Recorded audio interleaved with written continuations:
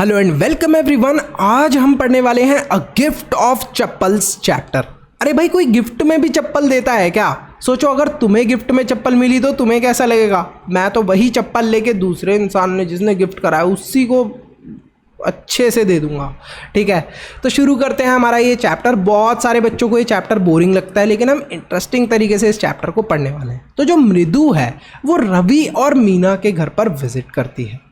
जब वो उनके घर पर विजिट करती है तो वो उनके गेट पर अपनी स्लीपर्स उतार देती है। जैसे हम लोग अपने किसी भी दोस्त के घर पे जाते हैं तो अपनी चप्पल घर के बाहर उतार देते हैं, ऐसे ही मृदु भी चप्पल उतार देती है। जब वो चप्पल उतार रही होती है तभी वो नोटिस करती है कि पास में ही गेट पर ही किसी की पुरानी सी ओल्ड और वॉर्न आउट मतलब बहुत ज़्यादा इस्तेमाल करी हुई, वॉर्न आउट मतलब इस्तेमाल करी हुई चप्पल रखी हुई है। अब मृदु इस चीज़ को ज़्यादा नोटिस नहीं करती कि रखी होंगी किसी की पुरानी चप्पल। वो चली जाती है रवि के साथ। अब रवि इन्हें कहाँ लेके जाता है? रवि बोलता है कि चलो चलो बैक यार्ड में चलो, घर के जो पीछे बना हुआ है ना आंगन टाइप वाली जगह जहाँ पर थोड़ी बहुत मतलब घास वगैरह है, ग्रास वगैरह है, वहाँ पर चलो जल्दी बैक यार्ड में चलो। अब रवि क्या करता है, मृदु और मीना इन दोनों को ही बैक यार्ड में लेके जाता है। ये दोनों सोचती हैं कि आखिरकार रवि हमें बैकयार्ड में क्यों लेके जा रहा है। रवि इन्हें एक बिटर बेरी की बुश के नज़दीक लेके जाता है। अब बिटर बेरी मतलब आपने जैसे खाया ना जामुन खाया है ना, इसी तरीके से कुछ बिटर बेरीज भी होती हैं। ठीक है, बहुत खट्टी होती हैं ये खाने में। तो इनकी बुश होती है, इनकी जहाड़ी होती है, वहाँ पर रवि इन्हें लेके जाता है। जब ये बुश के नज़दीक जाते हैं तो ये नोटिस करते हैं कि बिटर बेरी बुश के नज़दीक फुटबॉल के अंदर, मतलब एक फटी हुई फुटबॉल के अंदर जिसके अंदर हवा नहीं है, उसके ऊपर एक क्या बैठी है? किटन, यानी कि एक क्या बैठी है? बिल्ली बैठी हुई है। और वो कोकोनट के शेल से, कोकोनट का शेल आपने देखा होगा, कोकोनट मतलब नारियल का जो छिलका होता है, बाहर वाला शेल होता है, उसके अंदर से मिल्क पी रही है। मिल्क रखा हुआ था, उसके अंदर से वो मिल्क पी रही है। तो यहाँ पर ये तीनों इस चीज़ को देख रहे होते हैं। अब जो रवि है ना, वो बोलता है कि भाई जो डबल स्टैंडर्ड्स है ना एल्डर्स के, वो बड़े ही गलत हैं। अब पता चलेगा हमें कि वो डबल स्टैंडर्ड्स जो एल्डर्स के होते हैं मतलब दोगली बातें होती हैं। डबल स्टैंडर्ड मीन्स दोगली तरीके की बातें, मतलब दो बातें करते हैं। कभी तो एल्डर्स बोलते हैं कि ये चीज़ करो, कभी एल्डर्स बोलते हैं ये चीज़ मत करो।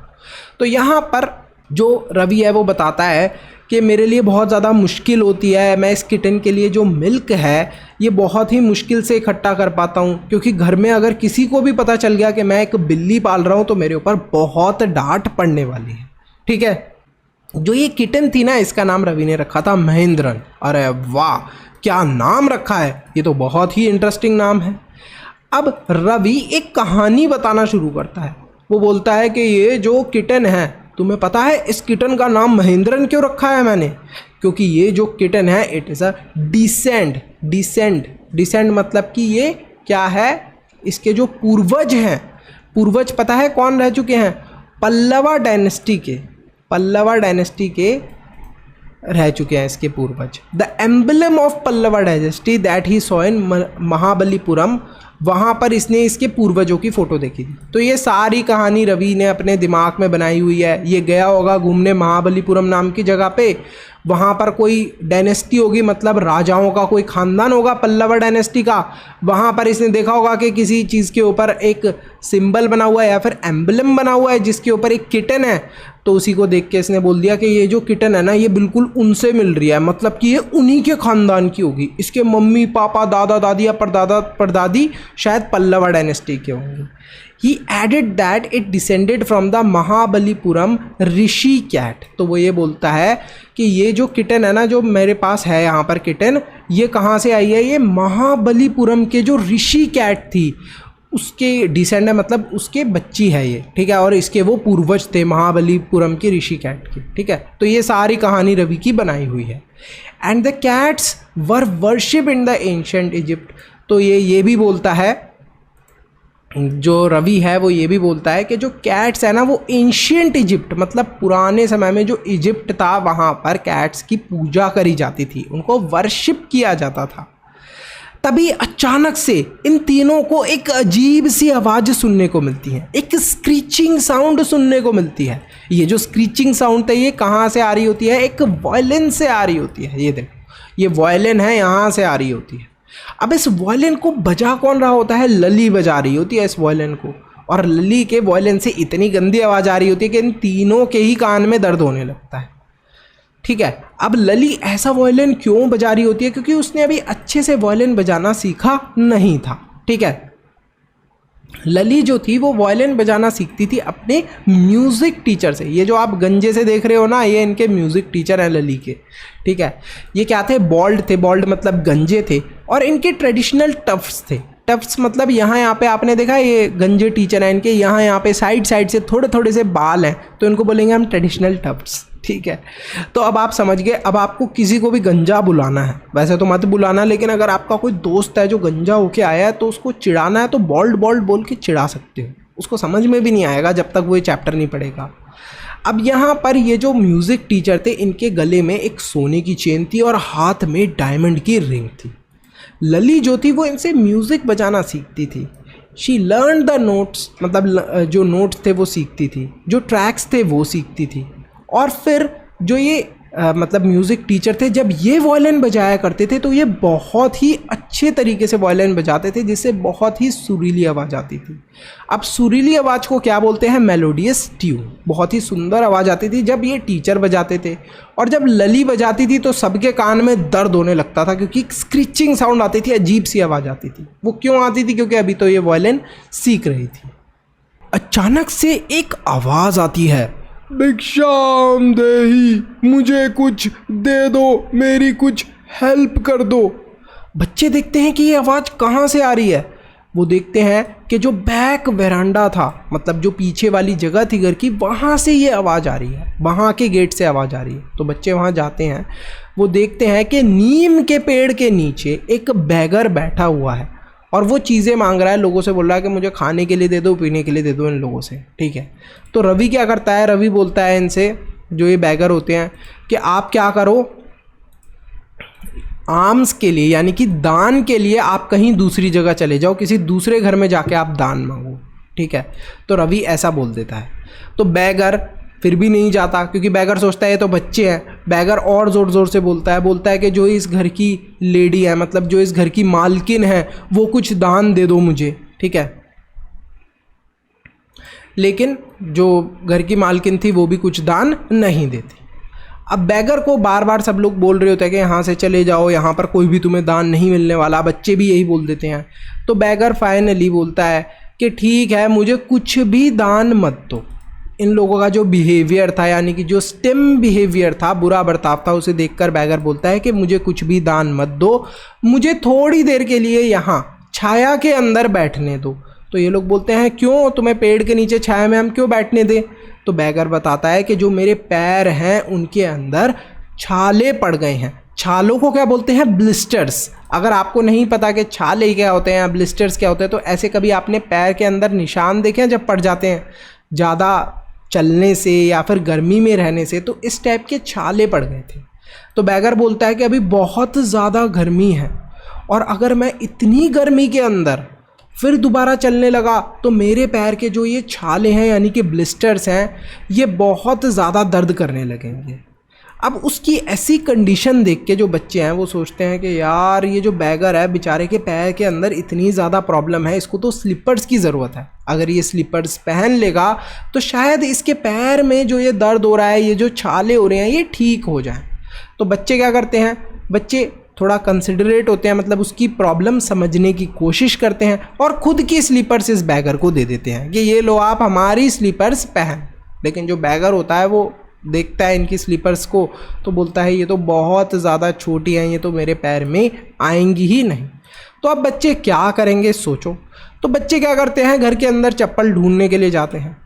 घर की एंट्री पे उन्हें पुराने से sturdy old chappals, shabby looking मतलब पुराने से अजीब से दिखने वाले चप्पल दिखते हैं। तो बच्चे सोचते हैं कि यही वाले चप्पल हम क्या करते हैं? बैगर को दे देते हैं। और वही चप्पल ये बच्चे क्या करते हैं? बैगर को दे देते हैं। जो बैगर था वो बहुत ज़्यादा खुश हो जाता है। ही वॉज ओब्लाइज्ड, बोलता है अरे थैंक यू सो मच, आपने मेरी मदद करी बच्चों। ठीक है, पर वो चप्पल थी किसकी? वो चप्पल पता है किसकी थी? म्यूज़िक मास्टर की। वो जो गंजे से टीचर थे ना, जो लली को म्यूज़िक बजाना सिखा रहे थे, वो उनकी चप्पलें थी।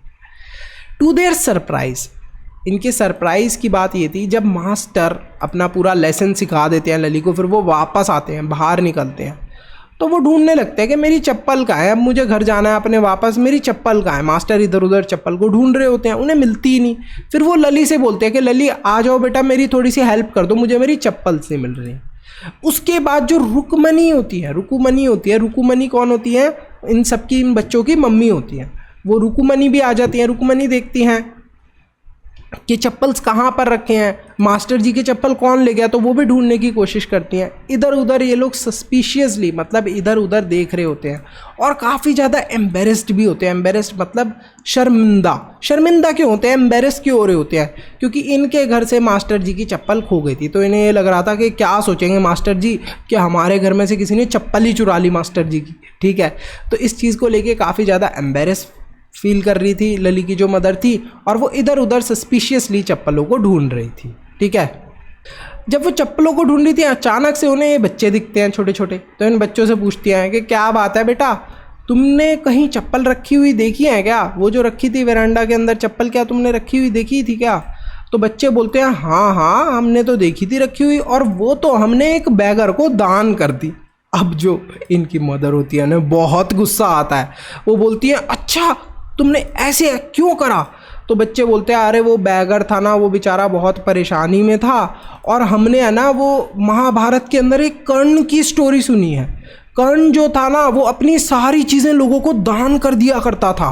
तो इसी वजह से हमने भी उस बैगर को क्या करा, हमने भी उस बैगर को जो चप्पलें थी वो दान कर दी। उनकी मम्मी को बहुत गुस्सा आती है, बोलती है कि अगर चप्पल दान करनी ही थी तो अपनी करते।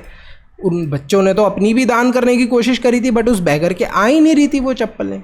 तो जो उनकी मदर होती हैं वो काफ़ी ज़्यादा गुस्से में होती है, लेकिन अभी उन्हें मास्टर जी के लिए स्लीपर्स अरेंज करनी थी। तो वो फटाफट गोलू मामा की जो स्लीपर्स रखी हुई थी वो मास्टर जी को दे देते हैं।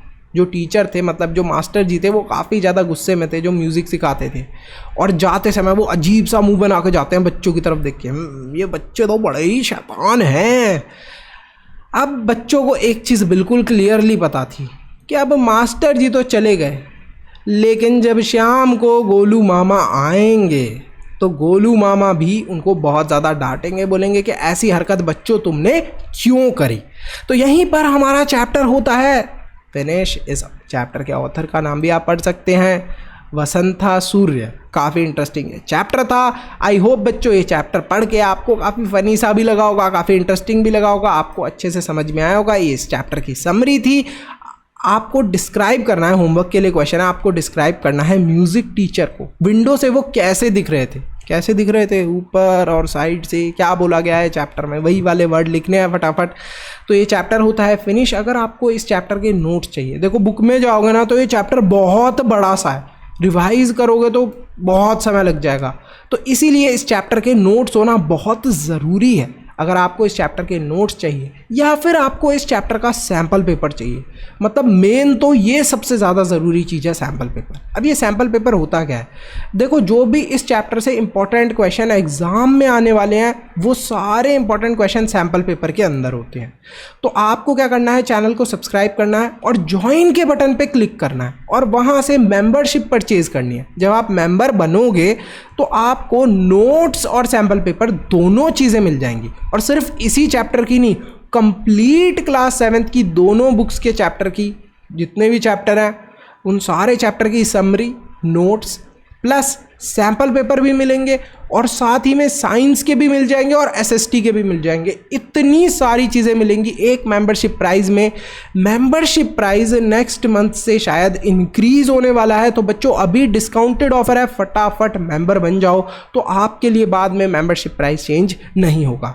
फटाफट चैनल को सब्सक्राइब करो, अपने दोस्तों के साथ इस वीडियो को शेयर करो और मेंबर बन जाओ अगर तुम्हें फुल मार्क्स एग्जाम के अंदर स्कोर करने हैं तो। See you in the next video, bye bye till then. ये कोई ऐड नहीं है, आपको एक बहुत ही इंपॉर्टेंट इंफॉर्मेशन देनी है। एजुकेशन को इजी और अफोर्डेबल बनाने के लिए हमने एक इंपॉर्टेंट स्टेप लिया है। आपके लिए हमने रेडी करा है स्पेशल कंटेंट जो आपके एग्जाम में बहुत हेल्प करेगा। इसमें आपको मिलेंगे चैप्टर वाइज टेस्ट पेपर, हर चैप्टर के नोट्स, साथ में कंबाइंड टेस्ट पेपर्स और प्रायोरिटी डाउट क्लियरिंग। इसके साथ साथ और भी बहुत सारे बेनिफिट्स आपको मिलने वाले हैं सिर्फ और सिर्फ 299 के मेंबरशिप प्राइस में। सब्सक्राइब के साथ में ज्वाइन के बटन पे क्लिक करके आपको ये मेंबरशिप परचेज करनी है। ये प्राइस लिमिटेड टाइम के लिए है। अरे वाह भैया, इतने कम प्राइस में इतनी सारी चीजें, मैं तो अभी मेंबर बन जाता हूँ।